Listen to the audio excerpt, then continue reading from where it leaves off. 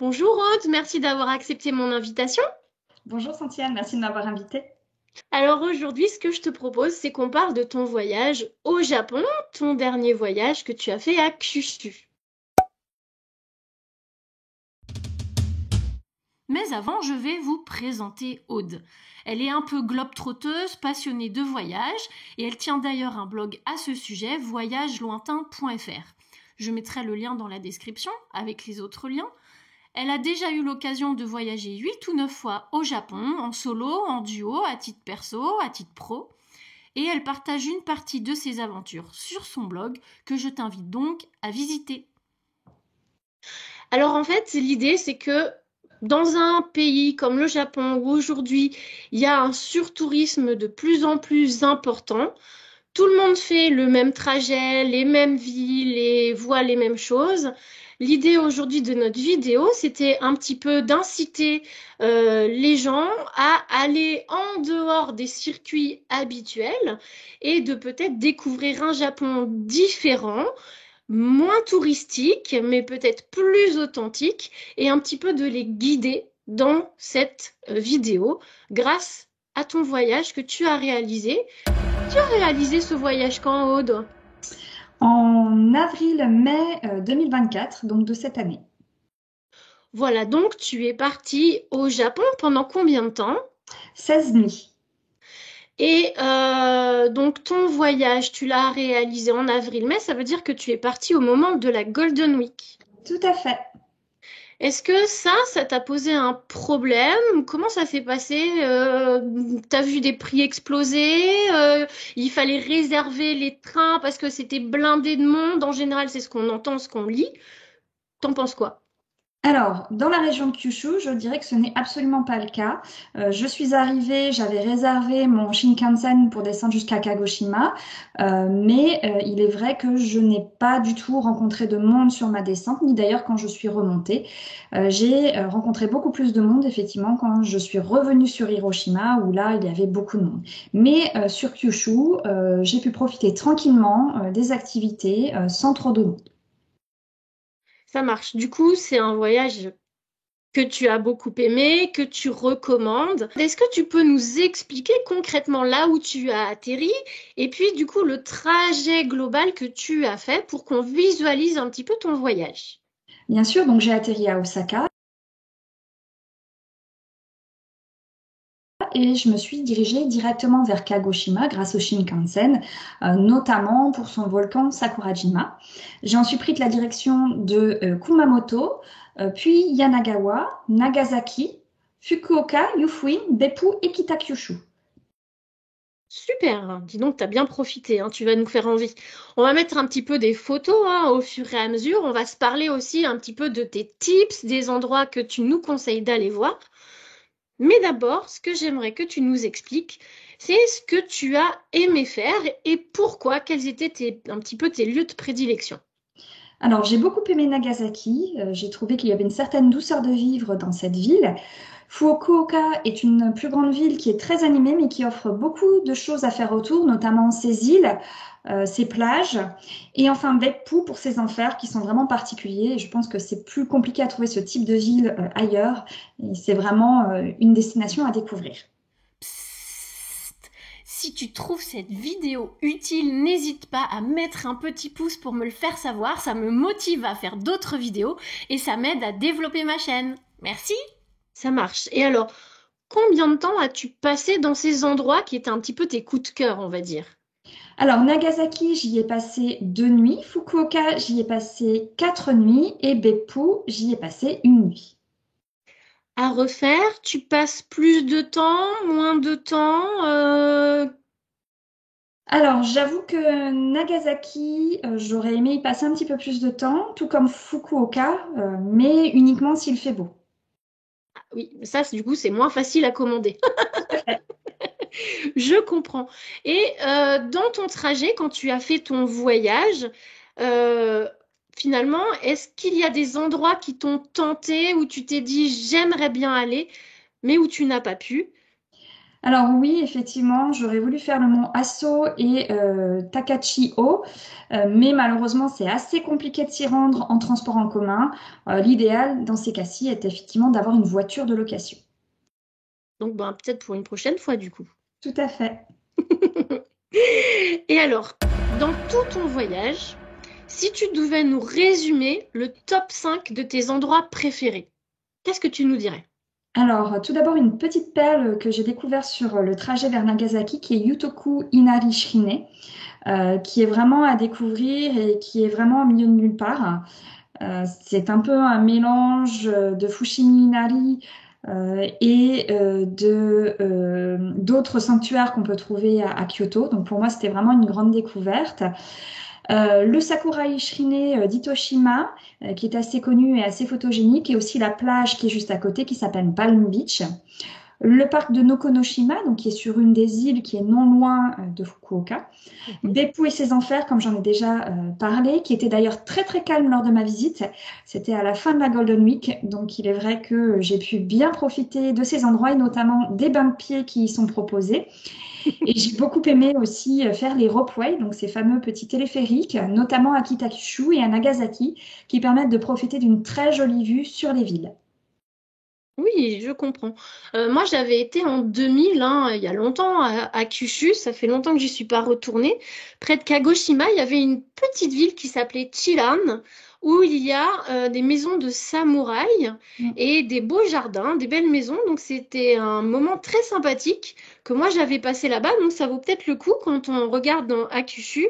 Ce qu'on peut faire de peut-être inclure Chilan aussi. Il y a le musée du Kamikaze pour ceux qui seraient intéressés par ce genre d'histoire, on va dire. Et puis il y avait de l'artisanat local. Voilà, j'en profite en passant. Donc tout ça, ce sont c'est ton top 5. Comment ça s'est passé au niveau de la météo? Ça, c'est un point, je sais il faut quand même en parler. T'es parti en avril-mai. Mais moi, je trouve que c'est une saison qui devient de plus en plus pluvieuse au Japon, bien que pourtant ce ne soit pas normalement la saison des pluies, elle débute plus tard. Mais je trouve que quand même, ça devient de plus en plus pluvieux. Bref, qu'est-ce que tu en as pensé? Alors effectivement, c'est pas la première fois que je pars à cette époque-ci. Et cette fois-ci, je n'ai pas eu une très belle météo. On va dire que j'ai eu quand même une météo qui était assez imprévue et changeante.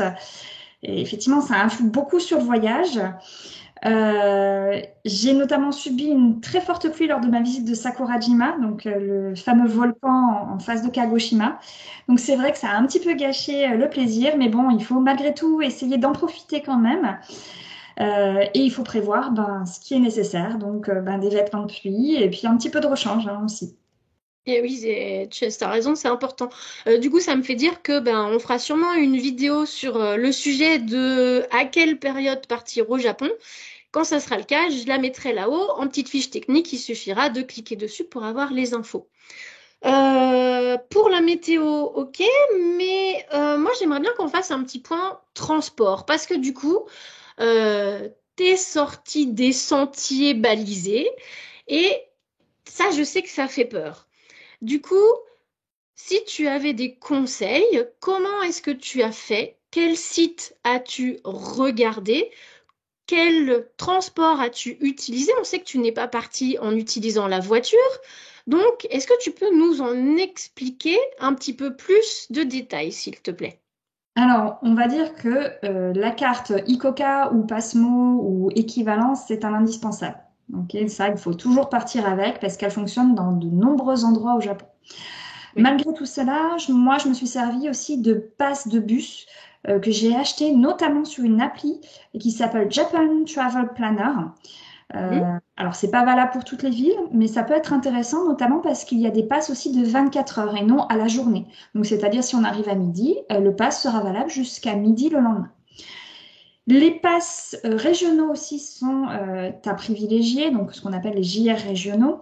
Moi, de mon côté, j'ai pris le Sanyo-san in Northern Kyushu, que j'avais acheté sur le site de JR West avant mon départ et qui m'a permis de me déplacer notamment entre Fukuoka et Yufuin, Beppu et Kitakyushu, Kitakyushu et Hiroshima, Hiroshima et Iwakuni, aller-retour. Hiroshima et Miyajima aller-retour, Hiroshima et Okayama, Kurashiki et Okayama, Okayama, Osaka et Osaka aéroport. Il faut quand même faire des calculs pour vérifier la validité de l'achat de ces passes parce qu'il reste quand même assez cher, notamment via des sites tels que Google Maps ou Navitime. Donc moi, j'avais notamment préparé un tableur Excel qui m'a permis de calculer mes tarifs de trajet. Et ce qui est aussi intéressant, c'est que ces passes, ils peuvent être valables pour certains trains, notamment les trains touristiques, celui de Yufuin no Mori. Aussi le Shinkansen Hello Kitty entre Hiroshima et Okayama. Bien entendu, comme je disais, pour le reste du temps, Pasmo, Suica et Coca sont indispensables et elles se rechargent très facilement en borne, ce qui permet de pas trop se poser de questions quand on passe au guichet, quand on prend le métro, on passe juste la carte. Et en cas de problème, il faut pas avoir peur, la machine elle va juste biper, il suffira juste de la recharger juste avant de sortir. Et ce qui est aussi intéressant, c'est que cette carte, elle est aussi utilisable dans les magasins comme les combini. Oui, effectivement, c'est la carte un peu comme un couteau suisse, quoi, hein. Elle nous permet elle est multi-usage, elle est bien pratique. Et alors, au niveau budget, Aude, comment est-ce que ça s'est passé? Tu peux nous en dire plus? Comment as-tu fait? C'est revenu à combien ce voyage? Un petit peu plus en détail. Alors, tout d'abord pour les hôtels, donc comme indiqué, j'ai fait 16 nuits sur place pour une moyenne de 820 euros, soit environ 52 euros par nuit pour une chambre simple. Et ça n'incluait pas que Kyushu, parce que vous avez pu voir qu'effectivement, je suis remontée un petit peu vers Hiroshima et donc vers Osaka. Juste avant de partir, je m'étais pris aussi une petite nuit bonus à Osaka qui m'a coûté 32 euros et qui m'a permis de poser mon bagage et de prendre une douche avant mon vol qui était relativement tardif. Donc j'ai pu partir vraiment avec le confort d'être propre et avec des vêtements propres aussi. Au niveau du trajet, enfin des trajets de façon générale, donc le Shinkansen Osaka-Kagoshima est un de ceux qui m'a coûté le plus cher avec 143 euros pour mon trajet. Il est aussi possible de faire ce trajet en avion, mais cela nécessite un peu plus d'organisation vu qu'il faut aller déposer les bagages. Ensuite, j'ai aussi eu un Shinkansen Kagoshima-Kumamoto qui m'a coûté 40 euros. Les petits trajets, notamment pour Yanagawa et jusque Nagasaki, environ 18 euros. J'ai aussi pris un bus entre Nagasaki et Fukuoka, qui est beaucoup plus simple que de prendre le train, parce qu'il n'y a pas de changement, qui a coûté 19 euros.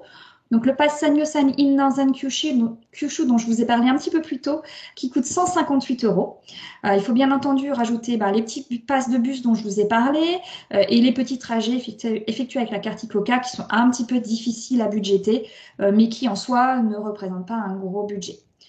Au niveau des repas, donc j'en ai eu en moyenne pour 1000 à 1500 yens par repas pour le midi et pour le soir sur des repas relativement simples. Donc ça représente, on va dire, entre 6 et 10 euros de tarif, surtout à cette époque-là où le yen était vraiment très intéressant au niveau du taux de change. Au niveau des billets d'avion, mon vol, donc Lyon-Osaka, via la compagnie Emirates, m'a coûté 1130 euros. Oh, merci, dis donc, c'est vraiment bien détaillé, super. Euh, Là, on a parlé du budget, mais moi, j'aimerais aussi parler des spécialités culinaires quand même. C'est un point commun qu'on a avec les Japonais, c'est la gastronomie, on est un peu gourmand. Et quand même, là où tu es allé, il y avait des spécialités un petit peu originales. On va évidemment mettre tout ça en image aussi, donc ça va un petit peu nous ouvrir l'appétit, mais c'est pas grave. Alors, dis-moi un petit peu tout ce que tu as mangé de bon ou pas. Est-ce qu'il y avait des trucs ou pas? Alors, oui, il y a eu bien quelque chose ou pas.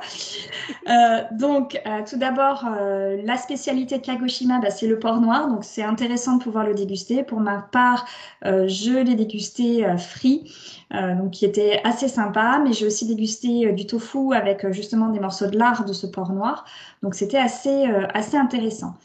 Bien entendu, à Fukuoka, les ramen de Hakata sont un incontournable. À Beppu, j'ai profité de la nourriture des enfers qui est cuite au sein de sortes de petits fours faits de la vapeur qui vient justement de ces enfers. Mais aussi, j'ai découvert le curry gratiné Kitakyushu, donc un peu plus gras, on va dire, qu'un curry classique, mais qui reste quand même assez intéressant. Pour moi, il y a tellement d'options culinaires au Japon que j'avoue tester beaucoup de choses et les prix sont vraiment abordables, donc il ne faut pas hésiter à se faire plaisir. Il est ou pas, alors c'était quoi? Est-ce que tu vas C'était nous dire? c'était une petite recommandation de ta part. Oui, je sais, je sais. Je me souviens plus du nom. C'est le Mabo Tofu. Le Mabo Tofu que tu n'as pas aimé du coup. Non, pas du tout. Oh, Je suis bon, désolée. Non, c'est un pas petit peu grave. trop de tofu pour ma part, mais bon, ça reste une expérience quand même un peu à découvrir. Oui, oui, le Mabo Tofu. Oui, je me souviens, tu m'avais dit le trop de tofu, tu le Le tofu. tofu. Voilà, bon bah en tout cas, voilà, il faut essayer pour se faire un avis. Maintenant, tu as essayé, tu t'es fait ton avis, on le partage. Et puis bah écoute, après, chacun ses goûts, donc il n'y a pas de souci, t'inquiète pas.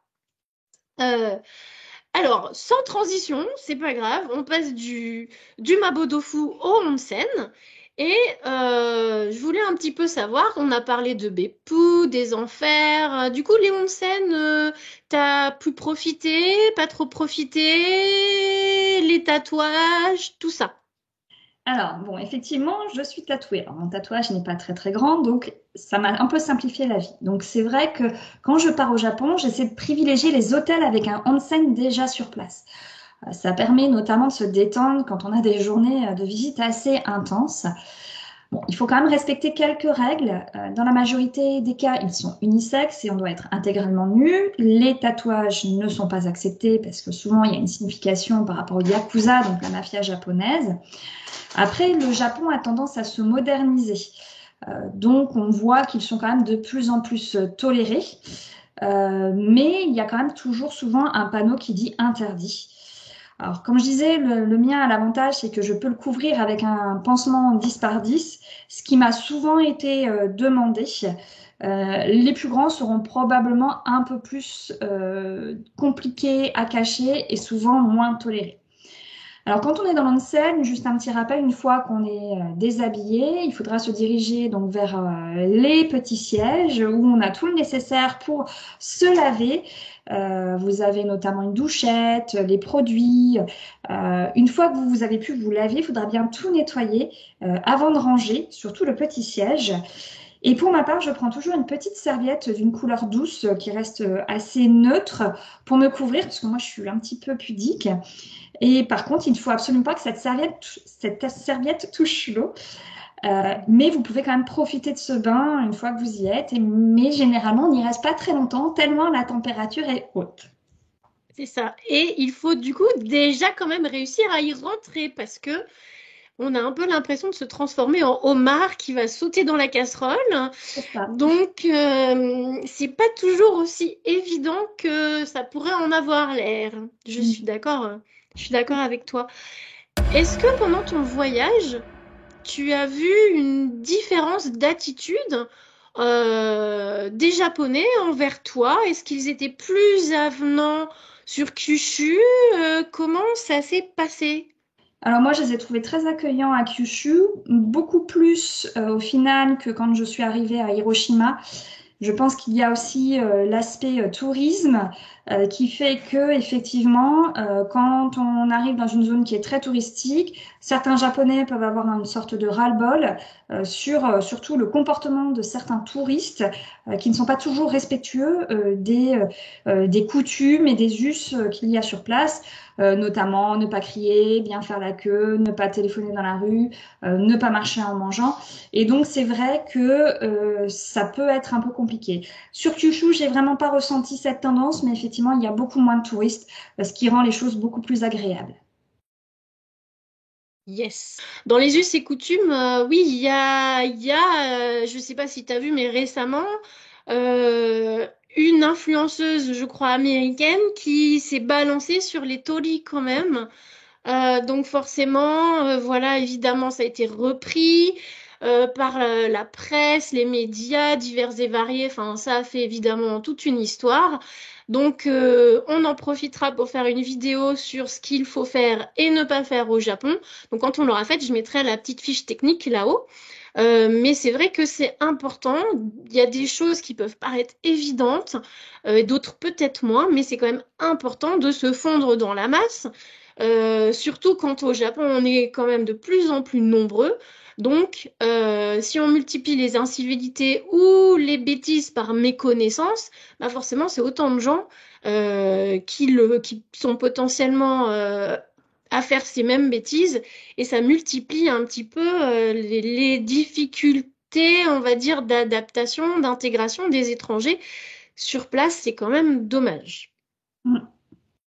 Alors, Aude, j'ai une dernière question. Est-ce que tu as des conseils pour se faciliter un petit peu la vie sur place, euh, concernant les restos, les problèmes de langue, bref, qu'est-ce que tu peux nous dire? Alors, effectivement, Google Translate sera votre ami, notamment pour traduire les cartes dans les restaurants. Ça reste vraiment une bonne façon de comprendre ce qu'on va pouvoir manger. On peut aussi utiliser les chaînes de restaurants qu'on trouve dans le pays pour un repas pratique et rapide. Donc, on peut citer notamment Kokokuri Ichibanya, Ippudo, Ichiran, Yoshinoya, Kappa Sushi. Moi, j'y ai mangé quand même quelques fois et ça reste une bonne référence pour manger. De plus en plus, dans les restaurants, on trouve aussi la carte sur les tablettes qu'on peut voir soit directement sur la tablette ou via un QR code qui s'avère assez pratique parce que de ce fait-là, le téléphone traduit immédiatement. Et oui, forcément, ça change la vie pour tous ceux qui ne parlent pas japonais. Ça facilite quand même grandement l'idée de ce que tu vas avoir dans ton assiette. Tout à fait. Bon, écoute, je crois qu'Aude, on a tout raconté pour cette fois-ci. On aura l'occasion de se revoir puisqu'on fera des petites vidéos comme ça sur le thème du voyage de temps en temps. Et puis, je te remercie beaucoup. Merci à tout le monde. Il ne nous reste plus qu'à se dire matane! Merci beaucoup. Au revoir.